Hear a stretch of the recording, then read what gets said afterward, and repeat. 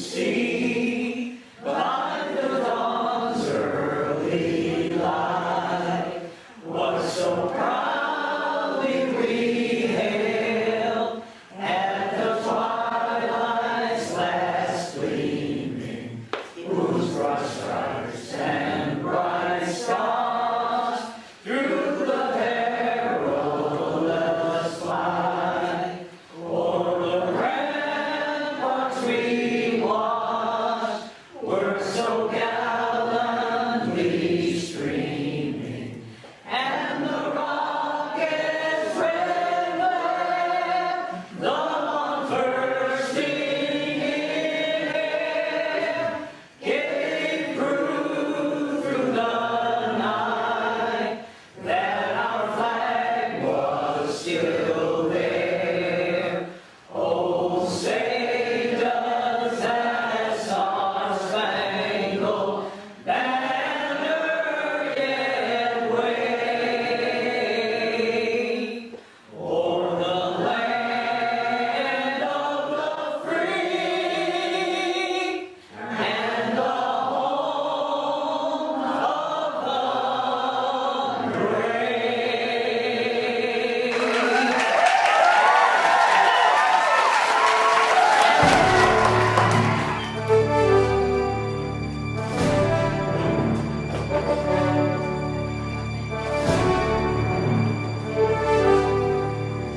Thank you. You may be seated.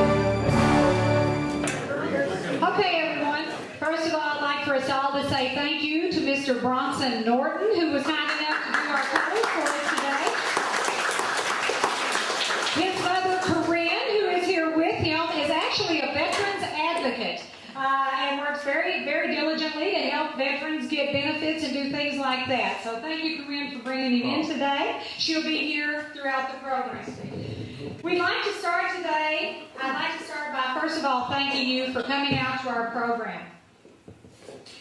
When Francis Scott Key wrote the Star-Spangled Banner almost 200 years ago, he called America the land of the free and the home of the brave. Those words are as true today as they were then. Throughout this nation's history, America's soldiers and soldiers from all over the world, sailors, airmen, Marines, and Coast Guardsmen have bravely answered the call to defend our freedom, to aid our friends and allies, and to turn back aggressors.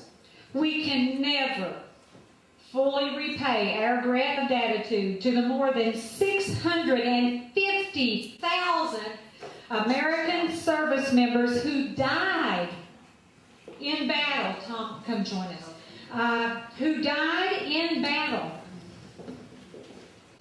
or the 1.4 million who were wounded. What a staggering number. We can, however, recognize and thank the 25 million veterans who are still living today. These words are inscribed on the Korean War Memorial in Washington, D.C.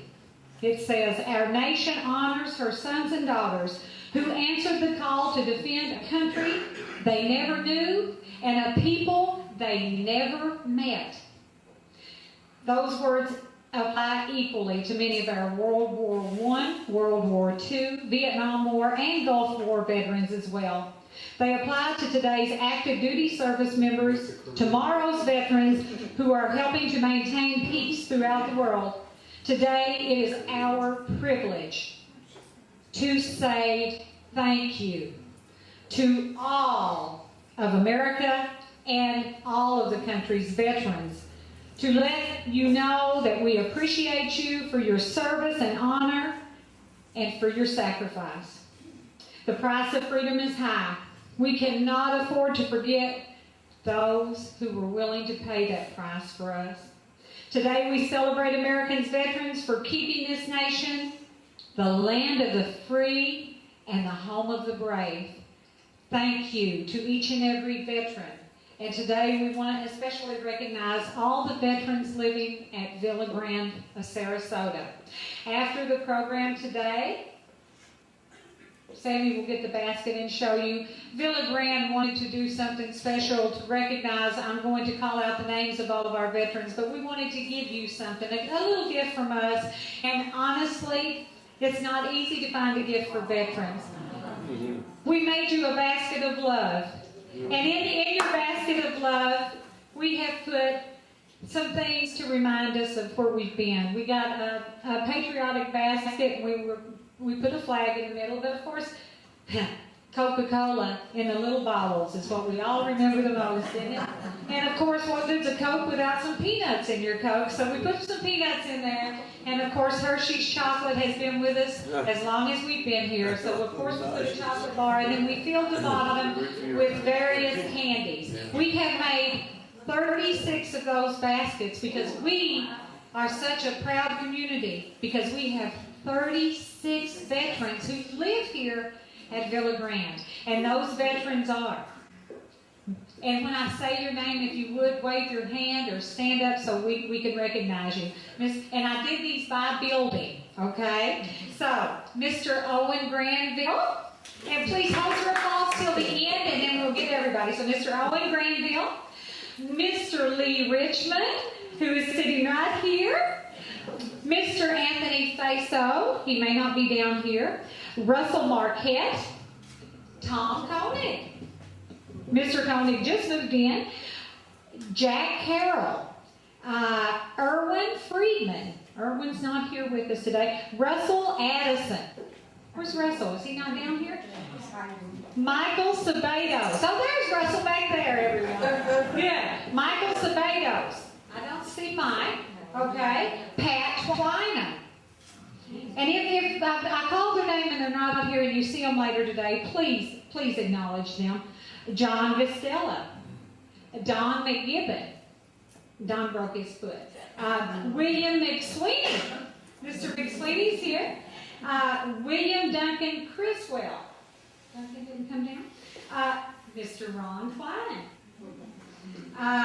Mr. Dan Kilbride. Mr. William McTott. There he is. Dr. Bob Thomas. Mr. Louis Mares. Louis on down, is he?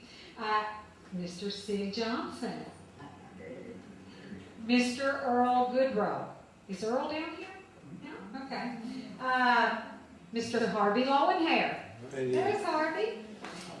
Mr. Terry Griffin. Terry's not here because Jory had to have a tooth pulled, and he's being a nurse. Mr. Earl Johnson. Dr. Bruce Trevins. Mr. John Vadeco. We know John's in rehab, but we want to recognize John. Of course, Mr. David Ford. Mr. Marvin Tauber. Is Marvin here? No? Marvin is not here. Okay. Mr. Samuel Wallace. Surprise! There you go. He didn't raise his hand. Mr. Seidman. Mr. Murray Seidman. There he is. Mr. Jim Bader. Where'd Jim go? I saw him. There he is. You moved in on me. Mr. Bill Olson, who is also in rehab. Of course, Mr. George Thomas. Where'd George go? There he is. Mr. Vern Noyes. And, of course, Mr. Michael Keisman and Mr. Fred Hossman, who are not with us today. They're on a cruise, but they'll be back soon. We appreciate your service to the country.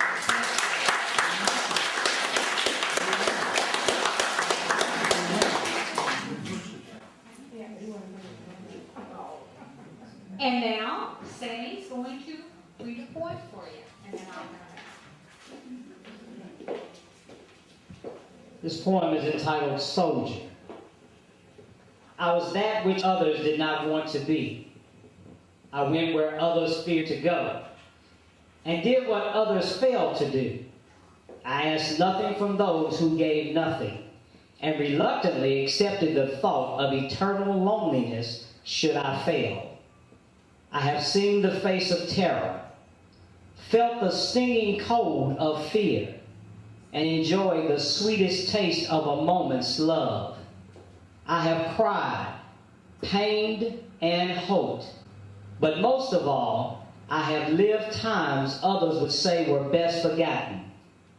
At least someday I will be able to say I was proud of what I was, a soldier.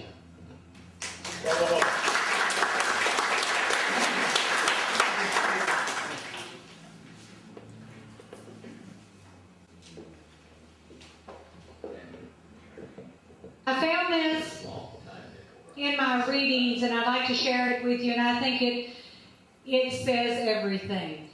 To me it does. It is the soldier, not the reporter, who has given us freedom of the press. It is the soldier, not the poet, who has given us freedom of speech.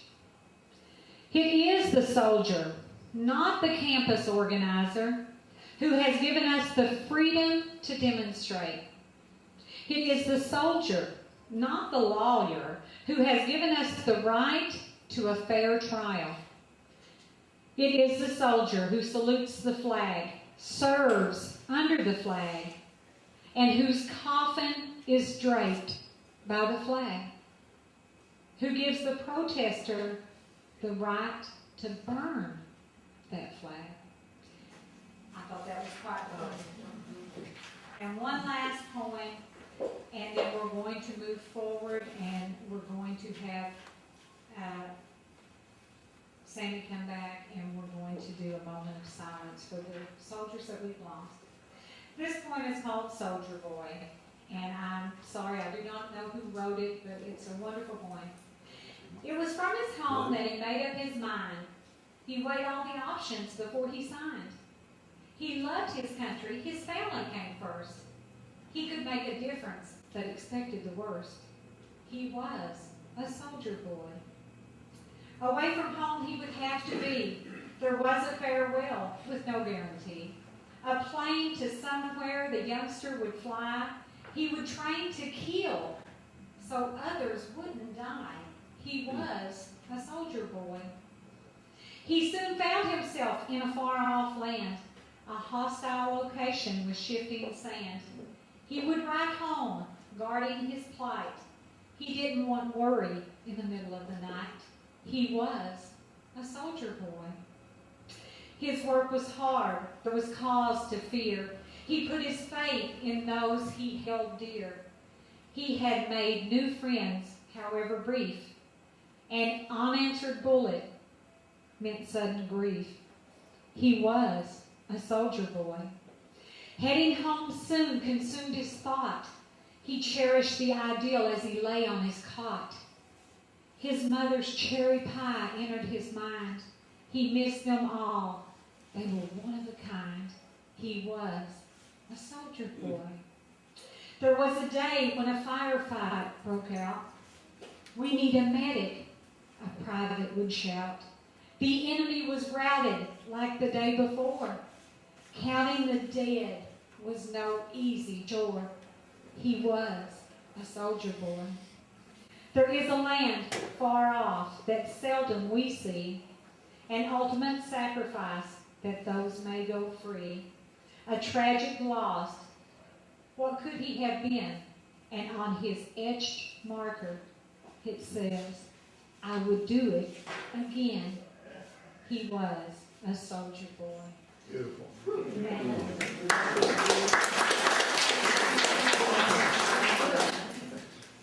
Let us please take 30 seconds and bow our heads and pay our respects to those who paid the ultimate price.